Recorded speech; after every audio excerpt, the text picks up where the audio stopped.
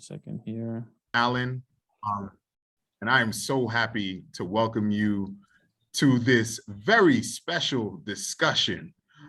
We are here today celebrating Juneteenth as a collective in this wonderful dialogue, and I am joined by two very, very important guests. We have Councilmember Charles Barron, representing the 42nd Council District out in East New York. Welcome, Councilmember. Thank you for being with us. Thanks for having me. Not a problem. We also have Attorney Roger Wareham, a political activist of 5 decades, a member of the December 12th movement, an organization which organizes with the Black and Latino community around human rights violations. Roger, welcome. Thank you. Welcome. So we're here for this very, very important discussion around Juneteenth.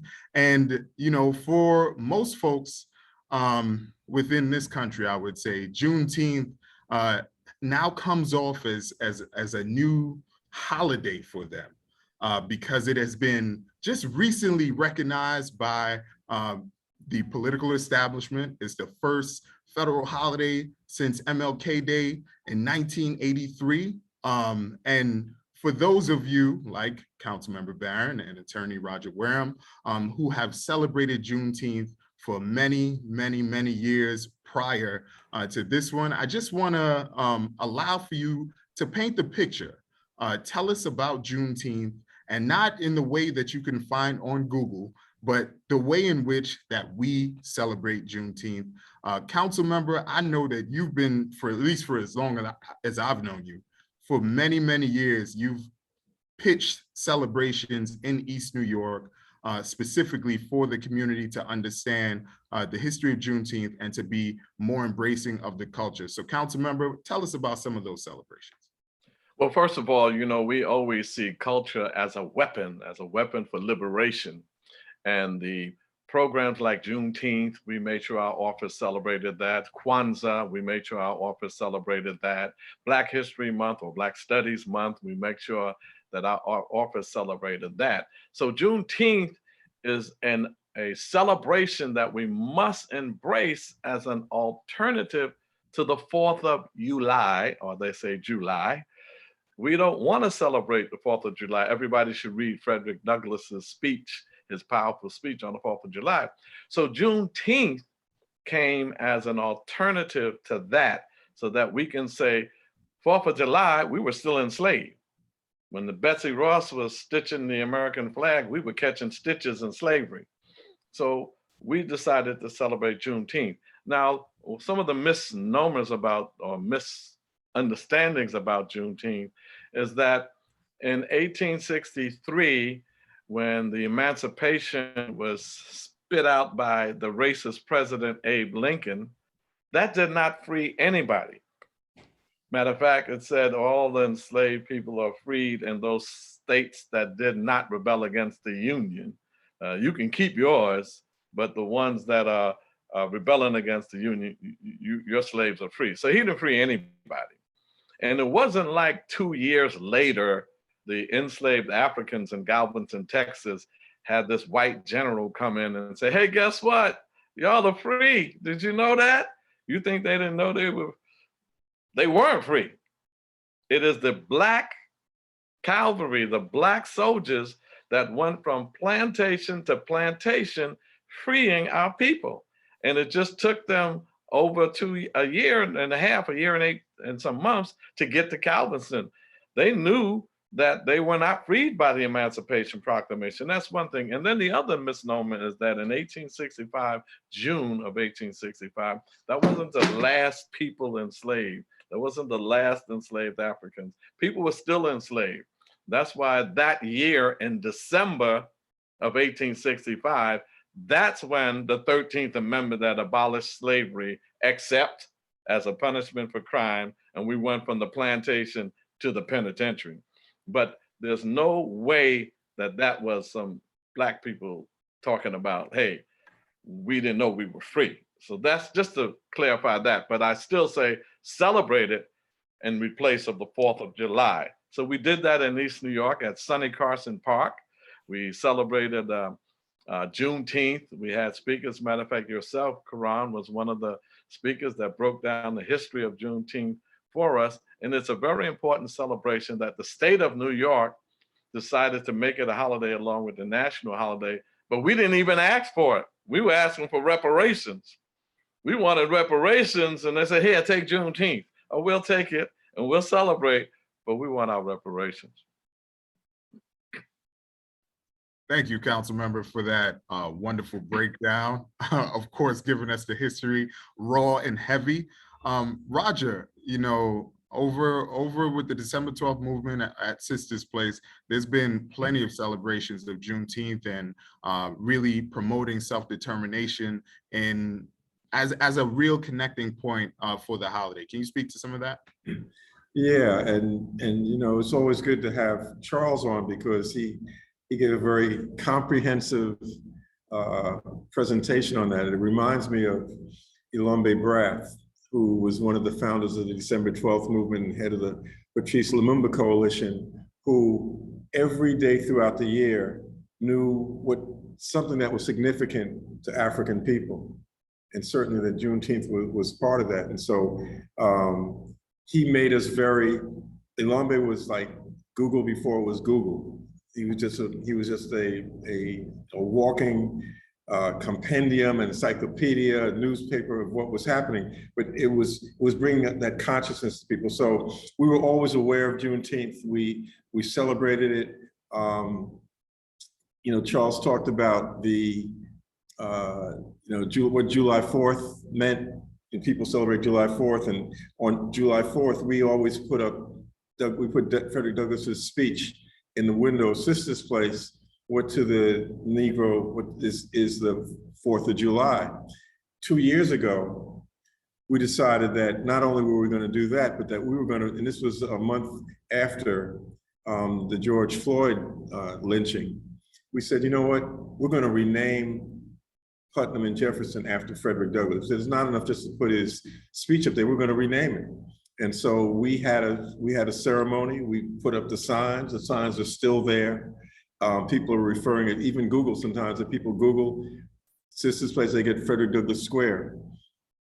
And so that's the context within which we look at Juneteenth. Last year, we shut down Nostrand between Putnam and Jefferson, or Putnam and Frederick Douglass Square, and had a Juneteenth celebration. And this year, we're doing the same on June 19th. We're going to be out celebrating Juneteenth with speakers. And the idea is, you know, I think the point in one of the questions was, is it simply enough to have a holiday? The holiday, as Charles said, the holiday was a response by the system to try and cool out the mass motion around the George Floyd and just the unadulterated attack on our community that was getting worldwide attention. And so now it becomes, then how do we placate these folks without really giving up anything, which would be the issue of reparations? Because that's, to them, that's like the cross to a vampire. They don't want to deal with reparations. So every Juneteenth we raise this issue. The theme of our Juneteenth last year and the theme of Juneteenth this year is not yet free, which opens up, people say, what do you mean not yet free? Weren't we free by the Emancipation Proclamation, which is what Charles already said? That was game on Lincoln's part in terms of, let me try and create a fifth column inside the states that I don't control. You know, the states that I do control, you can keep yours. So that's what, you know, that's what we're trying to bring to people in terms of what Juneteenth represents. And so last year we had people talking about reparations. We had a table with books that we thought people needed to read in terms of pushing and heightening our consciousness around what our history is. You know, I think I was just reading an article in a paper where they're talking about a book by Howard French around how Europe how Europe enriched the West. So basically, that Western development is based upon exploitation of Africa, in materially, in terms of resources, people, scholarly, academic, that Africa is the source of that, and they never want to admit it. So Juneteenth becomes a vehicle for us to push our people's consciousness of, we freed ourselves. It was not a gift. It was not somebody's benevolence. We freed ourselves. We have been handicapped because the perpetrators of the crime have never been made to pay for the crime they committed, have never been made to repair the damage that not only did they do during slavery, but that they continued right through till 2022. And so Juneteenth for us becomes a way to push that for people. We don't want it to become reduced to a sale of Nike sneakers, of Steph Curry sneakers, of, you know, that this has got to be something political, cultural and political. As Charles said, and as the theme insists this place, for those who come here know, culture is a weapon. The culture, without our culture, we would not have survived to this day.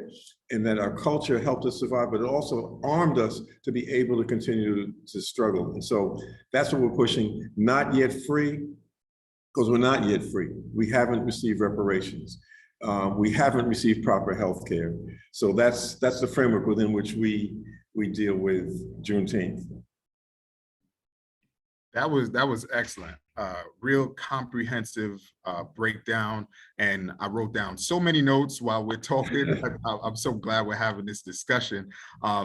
So What to the Slave is the 4th of July, is the name of the speech by Frederick Douglass. Not Yet Free is fast forwarding to this moment that we're in. For all of us, you know, because raising consciousness is an everyday task. When we think about how folks have traditionally celebrated, or, you know, celebrated the 4th of July, for the folks whose consciousness and light bulbs are now being turned on to Juneteenth, I guess my question, based on everything that's already been presented, how do we celebrate Juneteenth in its proper context? Do we, you know, have a bunch of discussions around reparations? What is the vehicle for the folks who are light bulbs just turned on and are really trying to figure out, okay, this is our Freedom Day. So does this just mean that I'll barbecue on this day instead of the next? Because these are the things people are going to be asking. So I want to hear from both of you on that. How should we truly celebrate to do Juneteenth right? Councilmember? Unmute yourself. I want to thank Roger for his presentation, because he put that emphasis that needed to be. One, let's not fall for the commercialization of Juneteenth. You know, I was reading some articles where Walmart had Juneteenth ice cream, and they got so much pushback on social media that I had to take that off the shelf. There's Juneteenth wine coolers, there's Juneteenth water, there's Juneteenth t-shirts, there's Juneteenth everything you could think of. Sneakers, clothing, pants. So we have to stop the commercialization of Juneteenth, number one. Number two, we cannot celebrate Juneteenth without demanding, organizing, fighting for reparations. Juneteenth and reparations has to be married, has to come together. There is no Juneteenth celebration without us engaging in a fight for reparations. And I am thankful that once again, my bill was passed once again in the State Assembly. I have a bill on setting up a community reparations commission, and that was just passed last week. Roger Wareham and the December 12th movement is one of the organizations on my bill, along with NCOBRA and along with the Institute of the Black World. And we have the majority, we have the only reparations bill that has the community in the majority position on the commission. Every place else, the state controls it with their appointees. So we should celebrate Juneteenth by telling the truth, raising consciousness about our Africanness. We are an African people dispersed all throughout the diaspora, and continental Africa and the African diaspora, that's our nation. We are a nation of people, and we should explain to our people that we live under a colonial capitalist system in domestic colonies called East New York and Bedford-Stuyvesant and Harlem. These are domestic colonies of a colonial capitalist system. So Juneteenth should be, as Roger said, we're not yet free, that we got to free ourselves from this kind of capitalistic colonial oppression. So these holidays should lead to us, as you said, Karon, not just having barbecues, but getting people to join organizations and engage in our struggle for liberation. D12 is a good place to start. Operation Power, we should join these groups that are fighting. So the commitment for everyone that's celebrating Juneteenth should be, I'm gonna join an organization that's fighting for African liberation, for African people in the diaspora. And I think central to our liberation is the liberation of Africa. And the December 12th movement is having a program on international issues, and particularly the liberation of Africa. Yeah, so appreciate that response, council member. What I'm getting is that, you know, at least from what Roger presented and what you just shared, Juneteenth is about action and renaming the corners of Putnam and Jefferson and thinking about the names of those corners off rip and changing it to Frederick Douglass Square. Roger, you know, changing the name, we're gonna have to do that every year to celebrate Juneteenth. Talk to me. How else can we truly celebrate in action for Juneteenth? Well, I think, you know, people have to find creative ways of establishing our self-determination. You know, we said we were going to change the name, so then let's just do it, and we did it. I think the importance of, you know, the theme of not yet free is not to imply that there hasn't been progress, because clearly we're not chattel slaves, but that whatever progress we achieved in this society has come out of struggle. It has, you know, without repeating myself, it has not come from the Democrats or Republicans thought this would be a nice thing to do. They've always been the result of struggle. Even why Juneteenth is a national holiday now is the result of the mass protests that followed the George Floyd lynching. So, you know, Kwame Ture, before known as Stokely Carmichael, used to say, people have to organize. You have to be in an organization. It's not enough simply to have your own private, this pisses me off, I'm upset. That can only get really translated if people are in an organization, because we're dealing with a system. You know, we're not dealing with individuals. I mean, individual white folks like in Buffalo carry out acts, but they are the product of a system that creates a culture that says, this is what's possible. This is what you can do to Black people because they're insignificant and you're not going to get punished for it. That's why the police can just run rampant through our community. The only way to combat an organized attack is to have an organized defense in terms of that. So I think hopefully Juneteenth will be a spur to some to say, you know what, I need to get involved before it's my mother or it's my son or it's my daughter or it's me that something happens to. Unfortunately, some people, that's the catalyst for some people, but for those of us who understand what's going on, that's what we hope that Juneteenth will be in terms of, yeah, let me get involved. You know, we have a campaign at a D12 called Stop the Killing. And the idea of Stop the Killing is that these young people, mainly, who are randomly killing people, part of that's due to the fact that there's not a strong presence, particularly of Black men, not just, you know, it's not against Black women, but certainly of Black men in the community who say, you know what, this should not be going on. And so in part of our campaign is we have like a uniform has Malcolm X on it, we have a hat, and we go out in the community and they see 15, 20, 30 Black men in the street talking about, we got to stop the killing, that no more Black blood needs to flow in our streets, that we have to exercise control of our community. Those are the kind of things that Juneteenth speaks to in terms of, it's not depending upon the police to stop the killing, which they can't. It's dependent, it will only stop when we as a community take a position for it, and Black men have to step up and stand up with that. So that's what Juneteenth should be about.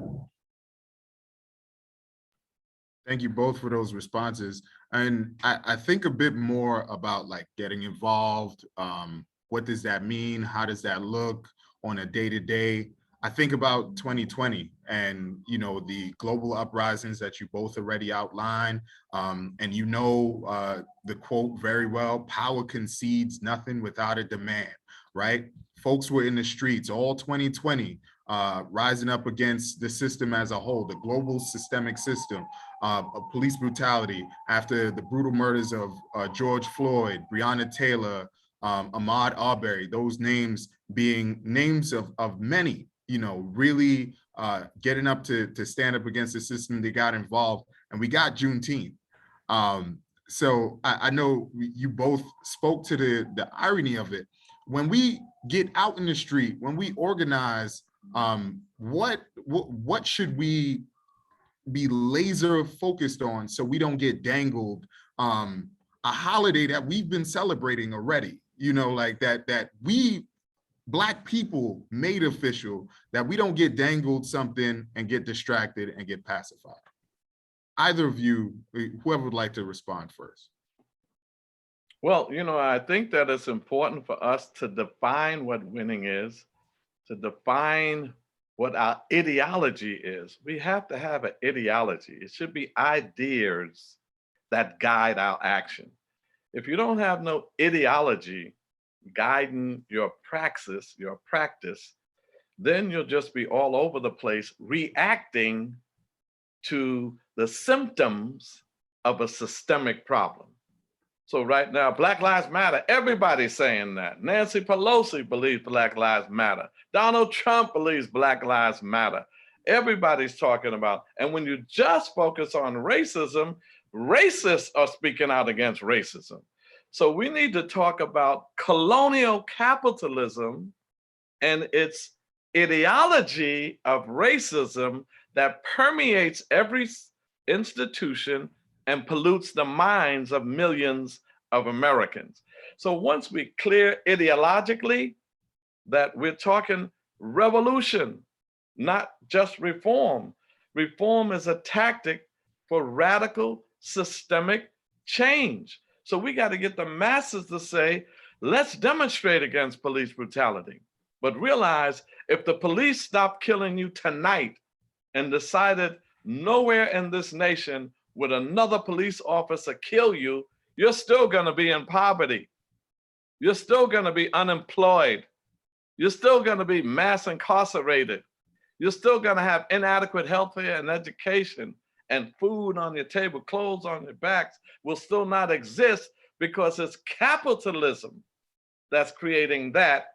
And the police are the protectors of the persons of capitalism and the property of capitalism. So we got to use this Juneteenth to raise the consciousness of our people to get into some direct action that speaks to systemic change and not just organizing around symptomology. I agree with what Councilmember says. I think it reminds me of a quote by Frantz Fanon, the revolutionary psychiatrist who wrote several books. But he has a quote. He opens one of his books, The Wretched of the Earth, with a quote that says, "Each generation must, out of relative obscurity, discover its mission, fulfill it, or betray it." And I think the point that the council member is making is that it's not enough to rail against the system. First, you have to understand what the system is. and that our existence in this hemisphere is tied to the development and expansion of capitalism, that we were actually capital. And that capitalism in this, not just in this hemisphere, but capitalism developed on the basis of the exploitation of Africans and of non-white colonies, that they developed a whole, as he said, a whole ideology for people who said they were Christians to rationalize how they could enslave other human beings.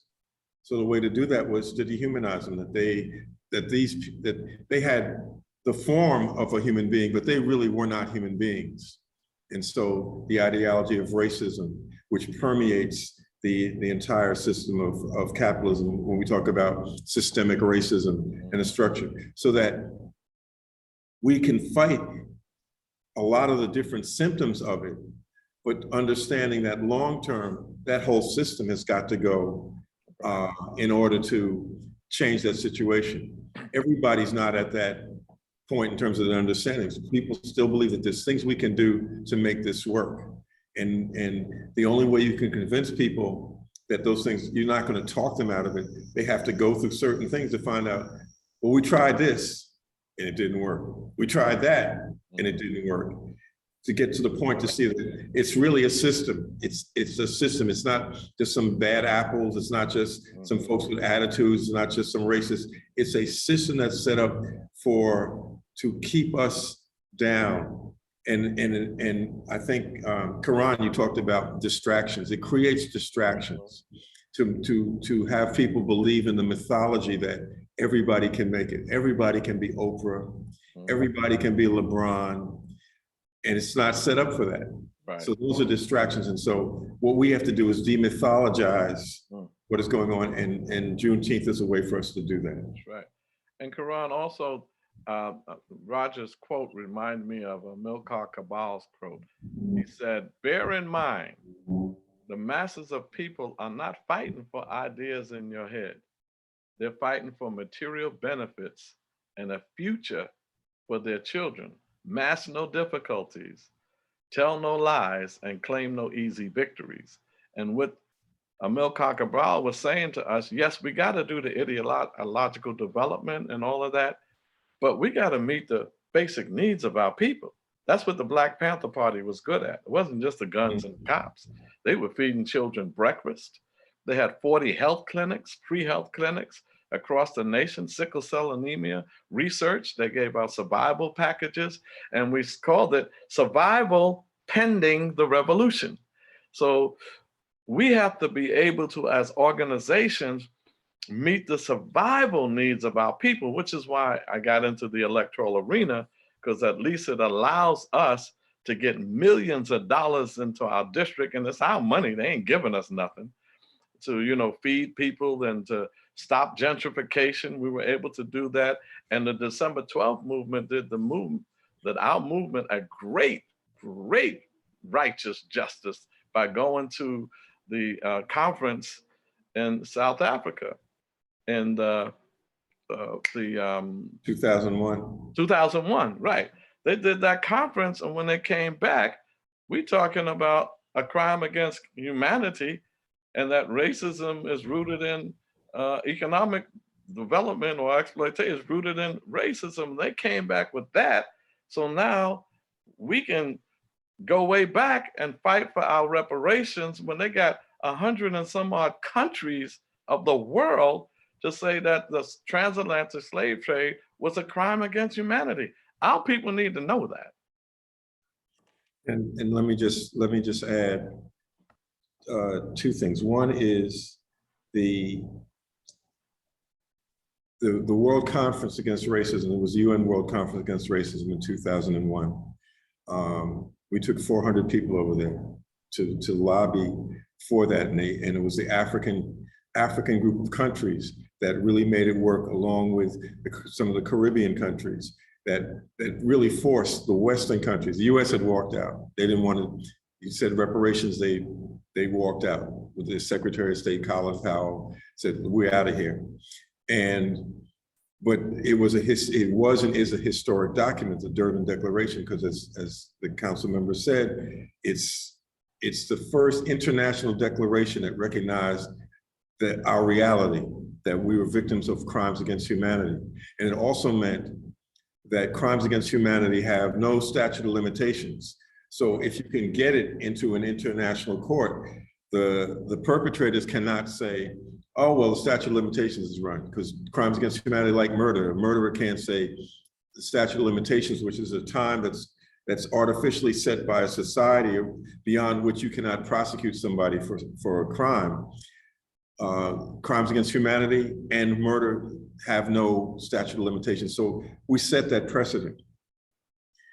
What is meant inside the United States is, I mean, the reparations is now more popular in the United States in terms of just a term that people are aware of, but there's been nothing shook it yet. Nothing has shaken it yet. So nothing has shaken it yet. When Biden was elected, our position was one of the first acts he should take as the president is to issue an executive order. Matter of fact, he issued an executive order the day he was inaugurated. But our position was he needs to issue an executive order on reparations, and that the executive order would specify, would really break the ice around this whole issue around reparations. You know, going back to what Charles referenced around people fight for the conditions to change their material conditions. The executive order we're talking about would set aside $50 billion to put state-of-the-art medical facilities in Black communities around the country. It's not the total, but there would be a material result in improvement in people's conditions, and it would shake loose, it would be the beginning of shaking loose funds for reparations. And that would spur the whole reparations motion. So we see reparations as the key issue facing Africans in the 21st century. The motion in the Congress, HR 40, is caught up in the politics of Democrats and Republicans and has not made it out of committee in 33 years. We can't wait on that. So that's why we're pushing what steps people can take to make that work. And this is something that anybody who has a congressperson can speak to their congressperson and say, you need to tell Biden that having Black people's back, which is what he said, he had Black people's back because it was Black people who made his election possible, that is a definition that Black people have to define. He can't define it. Right. And that the definition is an executive order, which he can do. He could sit down tomorrow. He could sit down today and write it. You know, they're sending money to the Ukraine like it's water. You could sit down today, issue an executive order, setting aside that, and that would be a real spur to the reparations motion. It would concretize what Juneteenth can mean in terms of our independence, our celebration of independence. So those are the kind of things that we want to see happen coming out of Juneteenth and moving forward. Just one other thing. This year, one of the things that came out of the World Conference Against Racism was that the people who came together with it from around the country, particularly NBUF, we decided that we were going to have a national rally for reparations in Washington, D.C. in 2002. It was on Marcus Garvey's birthday, August 17, 2002. And we had that historic reparations rally on August 17, 2002. 40, 50, 60,000 people came out to that. This year is the 20th anniversary of that. You know, we've had setbacks because of the Corona and the pandemic, but we plan to have on August 17th, 2022, a rally in Brooklyn. So people should put that, you know, save that date. We're going to be having a rally in Brooklyn to commemorate not only the 20th anniversary of the Millions for Reparations rally from 2002, but also what is it that we need to do now to continue to push that forward. Excellent. Excellent. I love that when I asked a question about what we should be laser focused on, both of you immediately talked about the global economic system of capitalism. You both tapped capitalism or smacked capitalism for the purposes of this conversation as to why we need to be laser focused on it. And in bringing that up, you know, capitalism and its holidays and Juneteenth, we've seen bits and pieces of capitalism trying to take over Juneteenth, retelling the story, making it something else. You know, all of the large companies that just discovered Juneteenth are now saying, okay, we can have a Juneteenth themed plates and forks for all of the celebrations that folks are gonna have. Oh, we're also gonna have Juneteenth themed ice cream for all of these folks. I even seen a Juneteenth themed salad with watermelons. And seriously, that's not even a joke, seriously.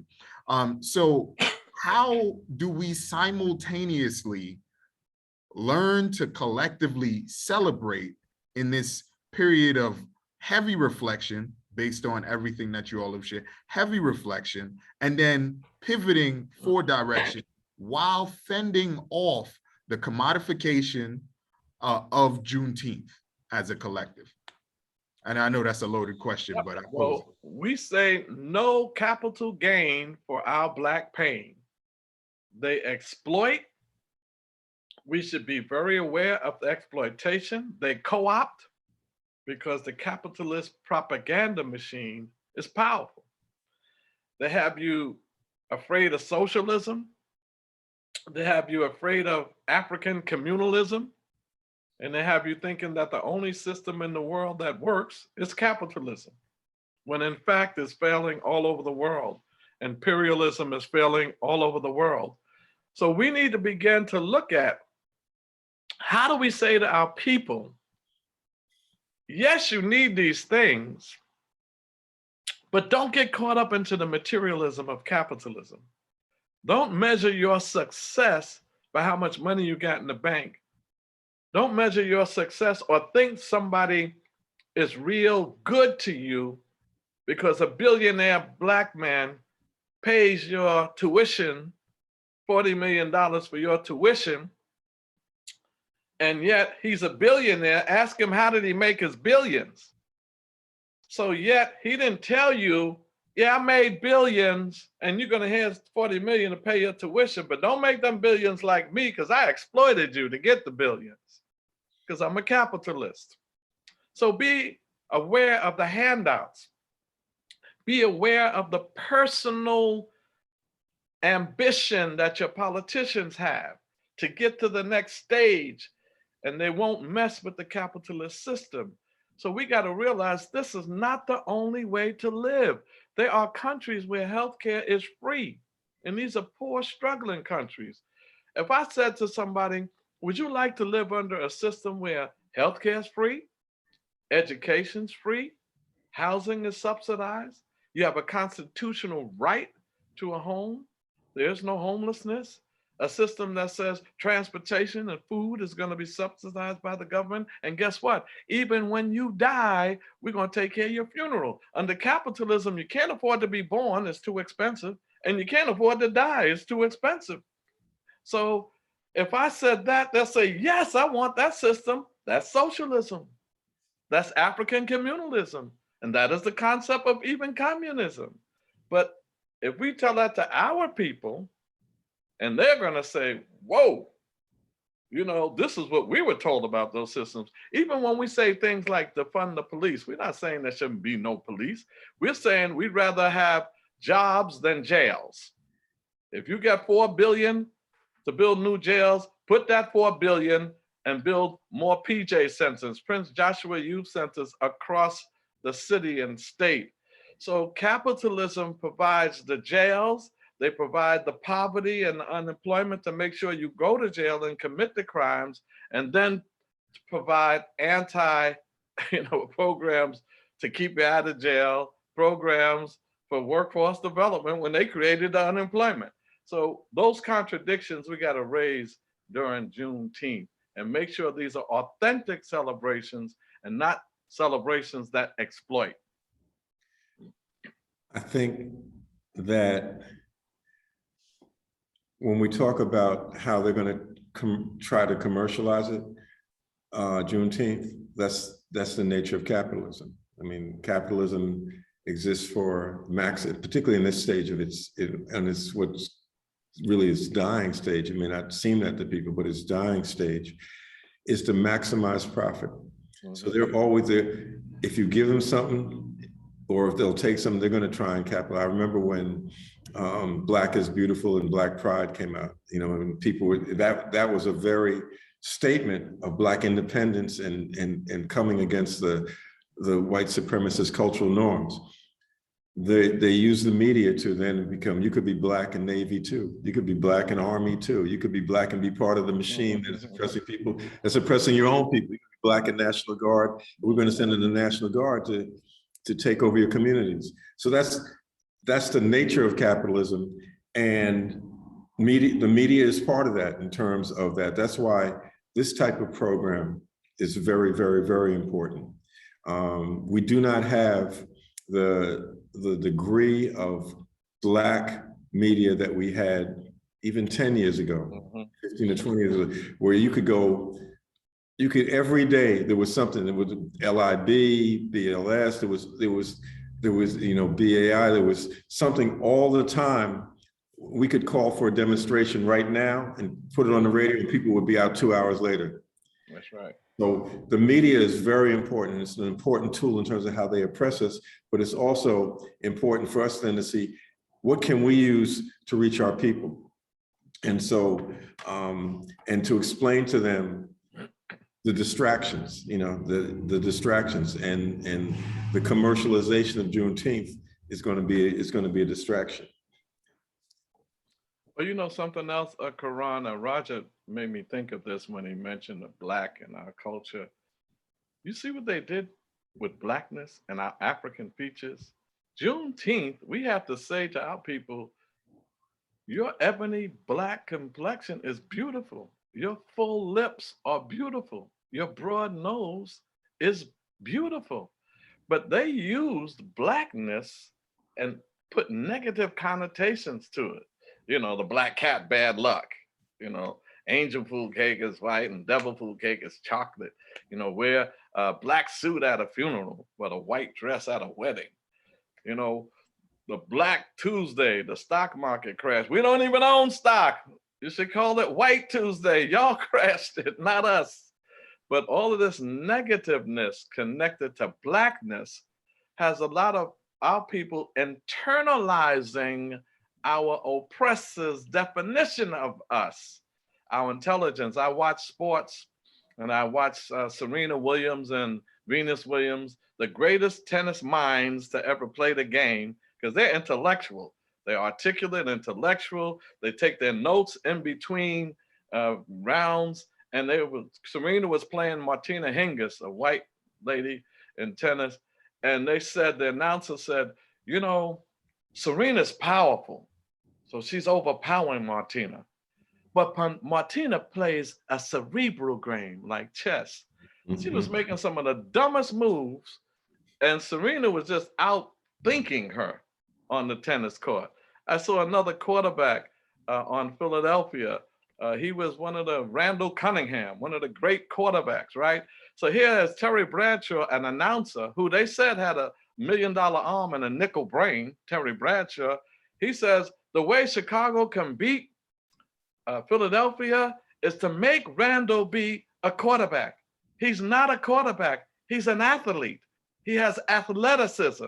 The man led the league in passing, touchdowns, and running, but he's not a quarterback.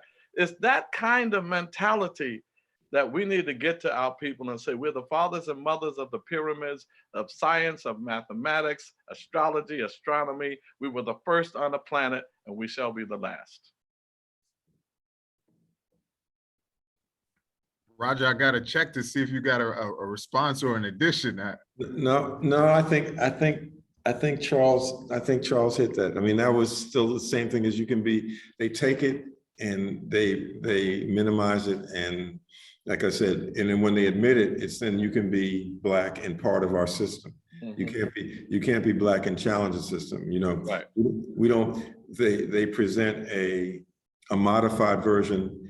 You know, even with Dr. King. Dr. King got ever more radical as he was in the struggle, and that all these companies that have the King's birthday and sales and stuff, they were death on King when he was alive. They would, you know, when he came out against the war in Vietnam, that was, along with everything else he was doing, that was it. They told him, look, you're a civil rights person. You ain't even supposed to be dealing with foreign policy. You know, and I was there when he made that speech at Riverside Church in '67. And but so they were, you know, but once he had died, and once a holiday had been created, now it's once again, how can we make a profit off of this? Right. You know, if there's a way, they will try and take the revolution out of Malcolm X if they think that there's a way they can make a profit out of it. So I think that's what our people, we hope that our people understand the many and varied ways that it's all about, you know, folks say it's all about the money. And that this is what the system is about. And so we have to find a way to get around that to push our people's point of view. Let me give you an example. I think the point of Juneteenth and the point of self-determination is that Black people here have to have a foreign policy. People say, why we need a foreign policy? The United States has a foreign policy, but the United States foreign policy speaks to the United States interests. The United States interests are not the interests of Black folks in this country. You know, you know, when we started going to the United Nations in 1989, and the point we made was that don't look at the exceptions, don't look at Oprah, don't look at Bill Cosby. Let's look at the conditions of the mass of Black people. And when you look at those conditions and you compare it to those of white people, you'd say, and you didn't put a heading on it, people looking at that would say, oh, you're talking about some Caribbean country in the United States. You're not talking about people who are supposedly citizens in the same country, and they have such a standard of living that one represents the equivalent of an underdeveloped or developing country within the United States. And so that's why we're saying we have to have an independent Black foreign policy. How does it get confused? On May 27th, we had a program on African Liberation Day, because from 1972, the folks in the United States that celebrated and supported the independence struggles in Africa. The first one was on May 27th, 1972. So this was the 50th anniversary. And there's a film that was done on African Liberation Day, which is very, very important. It's called Breaking the Chains. And if people can see that on YouTube, I think they should go see it. It was put together by Roy Campanella Jr. But in that, at that demonstration in Washington in 1972, you had congressional representatives from the Congressional Black Caucus, Charles Diggs out of Michigan, and Ron Dellums out of California. And they were there talking about support for the struggle of peoples in South Africa, Angola, Mozambique, Namibia, Guinea-Bissau, and at that point they call it Rhodesia, Zimbabwe. They were talking about giving any support necessary for that. So you look at that in 1972 and say, well, they were really progressive, they were really advanced. So then you look in 2022, and what do you have? You have Greg Meeks, the congressman out of Queens, who sponsored a bill talking about challenging Russia's malign acts in Africa. And the bill is talking about Russia is trying to manipulate African states to gain their resources, to put people that they want in charge. And really what he's saying is Russia, he's accusing Russia of what the United States has actually been doing in Africa. But he's speaking as the head of the Congressional Foreign Relations Committee, supposedly representing Black folks. He's taken a position 180 degrees in opposite to what congressional Black caucus representatives took 50 years before. And he's running for the interests of the United States.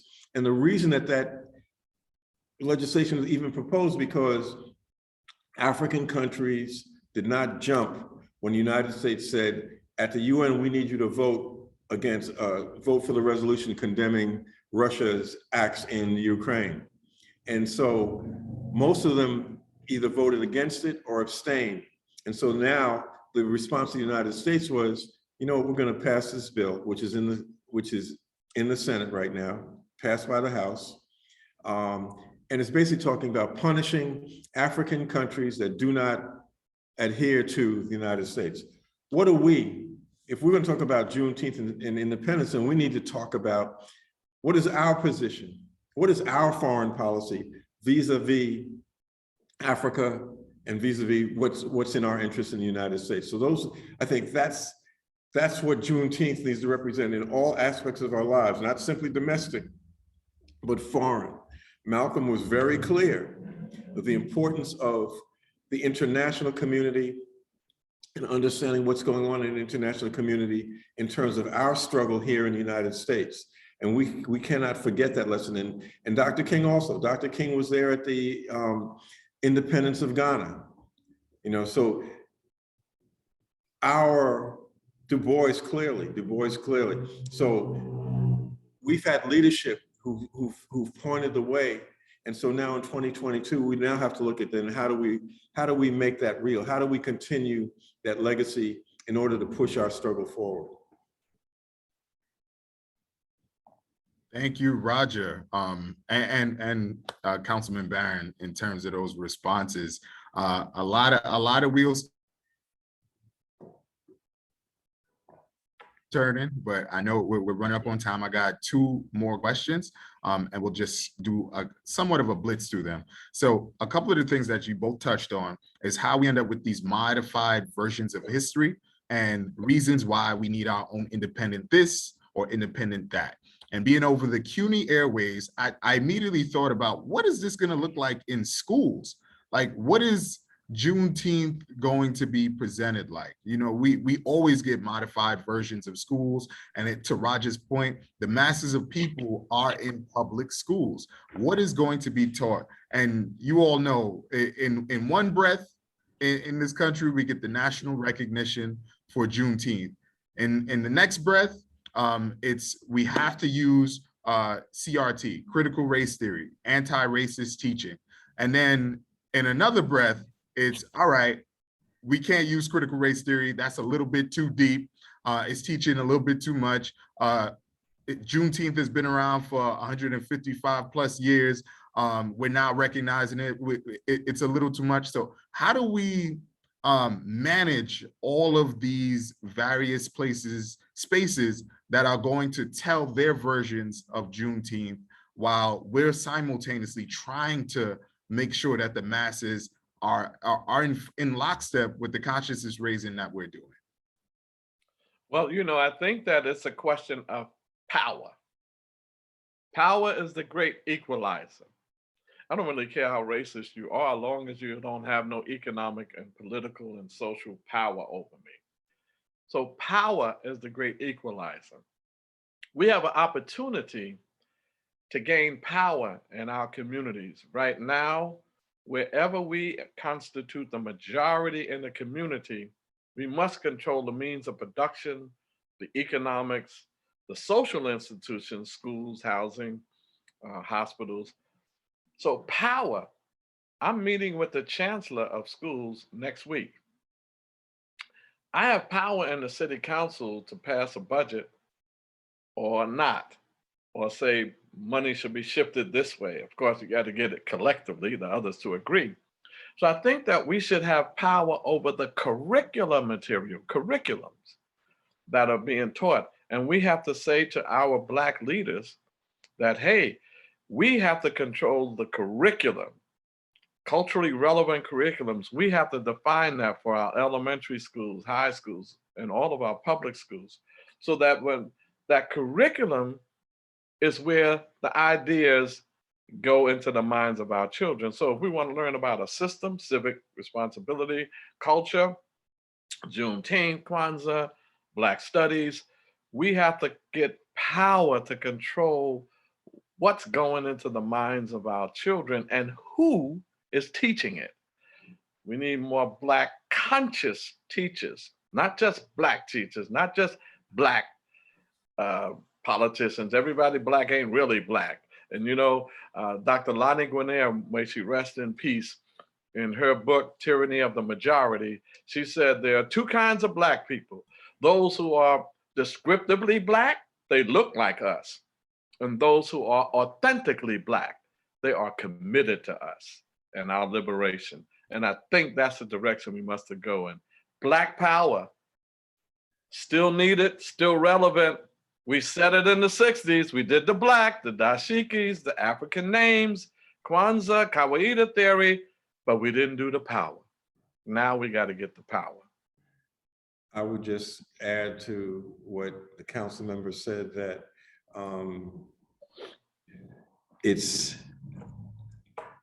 the importance of what he said is reflected in what's going on around the country with this whole motion in different states to make sure that the curriculum doesn't talk about race, doesn't deal with any of those issues, because they understand the importance of what that means in terms of the generation that's coming up, that, you know, that it's critical.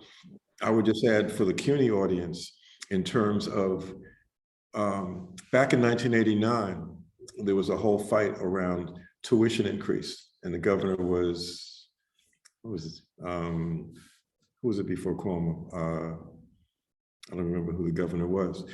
And the governor was going to institute a tuition increase in CUNY. And the students came together, and our organization was part of it, you know, working with the students, and said that they didn't want a tuition increase.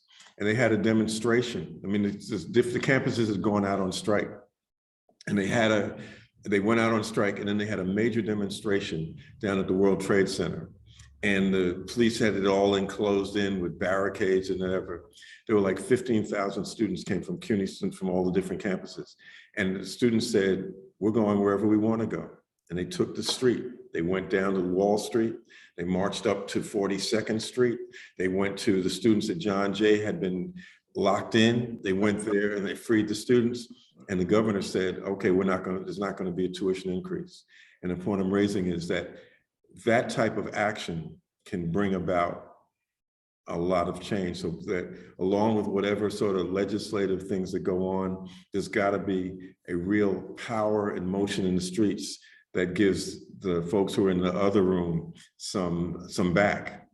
Right. So I think that's a lesson, and I think it's a lesson of Juneteenth, that Black folks took things into their hands and made it happen. But just to build on what Roger's saying, come on, CUNY students, y'all are 400,000 strong, 400,000. Yes, we did that to stop them from increasing the tuition, but CUNY originally was the free academy. Right. When white immigrants were populating CUNY, it was the free academy. We need to go back to free CUNY, not free tuition, no tuition, free from tuition. And they only imposed tuition when we came in the 1970s, open enrollment. They then imposed tuition when CUNY got blacker and browner. Then it came a tuition issue. We can go to free tuition. We should have free textbooks. I used to be head of the higher education committee in CUNY. We at least got them to rent them instead of having you buy the same textbook over and over because they change a line. So we need to make sure that CUNY is liberated from capitalism and its imposition of tuition. The textbooks are too expensive.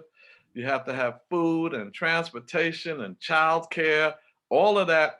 CUNY students need to rise up. You are the power in this city. If you do public housing, 400,000 or 500,000 people, mostly Black and brown, CUNY students, 400,000 or 500,000 people, mostly Black and brown, and say there's some that live in public housing, you have almost 1 million young people that could rise up and make a radical change in this system and get much respect. Come on, CUNY students, rise up.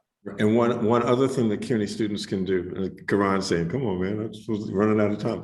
One other thing CUNY students can do is to demand that President Biden abolish the student debt. That's right. It's something that they can do right now in terms of mobilizing folks for that. And I think that that's very important, so that if you're watching this and you're saying, well, what does Juneteenth mean?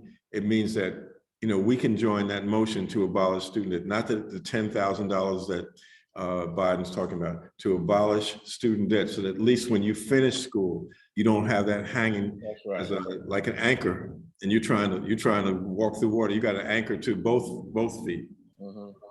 And don't let them fool you into thinking because you get tapped tuition assistance program that you should not be concerned. Because even though you're getting tapped, and some of them want to say, oh, it is free, it isn't. Because some people have to take out loans to match the rest. And then you have to pay those textbooks. When you add up textbooks, food, transportation, childcare, it's more than the 6,000 some odd tuition that CUNY charges. That's another 10, 15,000 outside of tuition. That's why I had a Martin Luther King Scholarship Fund that put 20 million into non-tuition costs, because that can be higher than the tuition. I gave it a good power pause just to make sure that there wasn't more that needed to be added to that. Thank you both for all of these contributions, really taking the time to unpack and delve into Juneteenth from every angle. Just jumping back a bit, Roger, I think the governor you meant was Hugh Carey. Yeah. Okay, so we got that. And, you know, just in absorbing this and making sure that it was CUNYfied, all of those responses, I know when folks watch this, they're going to be really, really, really excited. I want to just close with you both getting an opportunity to tell us about some Juneteenth celebrations that might be within your purview, that you might be orchestrating, so that folks can, you know, pop out, join, and become a part of the movement. Well, on Monday, the 20th of June, we'll be at Sonny Carson Park in East New York. Some of you still call it Linden Park or Gershwin Park. We call it Sonny Carson Park after Sonny Abubatika Carson, who was a Black activist and a hero in our community who helped many of our young people. Come, we're gonna have victory dance and music. We're gonna have some drumming. We're gonna award the workers in our community. Some of the Block Association president, tenant leaders are gonna be honored because we're gonna have Karon there, Man Up Inc. and A.T. Mitchell and them will be there, Colette Peen and East New York Restoration. We're gonna be a part of the Nation of Islam is gonna be with us, Brother Minister Henry Muhammad and Paul Muhammad. So come on out to Juneteenth. And remember, we are one people. John Henry Clark said it best. You're not who you are based upon where the ships dropped you off. You're who you are based upon where the ships picked you up from. And they picked us all up from Africa. Then once you were dispersed, you became Jamaican and African American and Brazilian and all of that. We are an African people and we will win. No force against us will prosper. We will win, just like England said the sun never set on the English Empire. Now they're a little mud pat in Europe talking about Brexit because they have economic problems. We will win. The Roman Empire went down. We will win. The Russian Empire at one time craved. We will win. And the American Empire, as Roger said, is crashing right now, but they have to create the illusion of invincibility. You're winning. Let's go snatch our victory on Juneteenth. We are at Sister's Place. We're having a Juneteenth activity on June 19th on Sunday, which is also Father's Day. It's a celebration of Juneteenth and Father's Day. It's going to be from 12 to 6 at Nostrand and Frederick Douglass Square. But if you can't find it, that's Nostrand and Jefferson. Nostrand Avenue will be closed. We're going to have speakers. We're going to be focusing on the question of healthcare and what, you know, the need for healthcare. We're going to have speakers on that. We're talking about reparations. We're going to have music. We're going to have drummers. We're going to have folks with a lot of different wares. So it'll be a nice afternoon. You can come hang out with us from 12 to 6, and then the next day go and over to Sunny Carson Park so we can share what's going on. So that's what we're going to be doing on Juneteenth. On the 25th, let me just raise one other thing in terms of culture as a weapon. On June 25th, we're going to be having a program celebrating AJAS, which was the forerunner for the Black is Beautiful. And so it's a documentary that was done about the beginning pioneers of the Black is Beautiful movement. It's going to be at Sister's Place at 6:30. People interested, for information, you can call 718-398-1766. That's 718-398-1766. But it's all part of this same struggle and the continuation. AJAS was an expression in the 60s of what Juneteenth was in the 1860s. This was an expression in the 1960s of what Juneteenth was in the 1860s, around our defining ourselves and exercising our right to self-determination. Okay. I want to thank Councilmember Barron and Attorney Roger Wareham for being here for this discussion, for having a whole lot of jabs back and forth, a whole textbook of information for all of the young people who decided to tune in, to listen in, and to be a part of this discussion and celebration with CUNY around Juneteenth for the Black Male Initiative. Thank you. Thank you for the invitation.